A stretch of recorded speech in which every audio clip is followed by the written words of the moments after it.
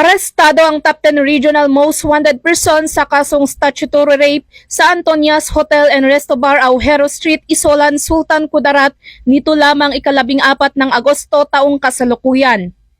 Kinilala ni Police Lieutenant Colonel Ariel T. Huesca, Regional Chief ng Criminal Investigation and Detection Group Regional Field Unit Bar, ang suspect na si alias Jem, 18 na taong gulang na residente ng Block 11 ND Village, Rosary Heights, 8 Cotabato City.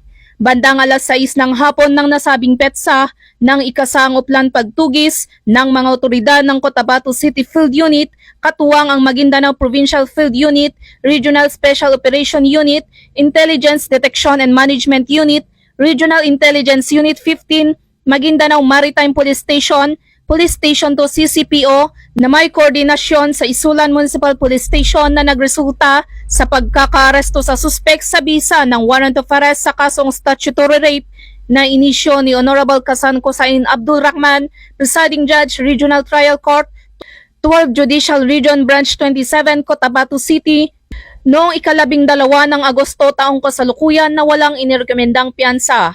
Ang naarestong suspect ay nakatala rin sa e-warrant system bilang top 10 regional most wanted person ng PROBAR at top 3 city most wanted person ng Cotabato City Police Office. Samantala, ang suspect ay nasa kustodiya ng CIDG Cotabato City Field Unit para sa dokumentasyon at tamang disposisyon. Patunay lamang ng pambansang pulisya katuwang ang iba't ibang ahensya ng gobyerno ay patuloy sa pagpapatupad ng kanilang sinumpang tungkulin kontra kriminalidad na naaayon sa mga programa ni Pangulong Ferdinand R. Marcos Jr.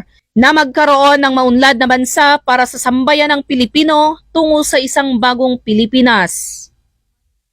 Mula rito sa rehiyon ng Bangsamoro, ako ang inyong PNN correspondent, Patrol Woman Leonora Gawang, alagad ng batas, tagataguyod ng Balitang Pulis.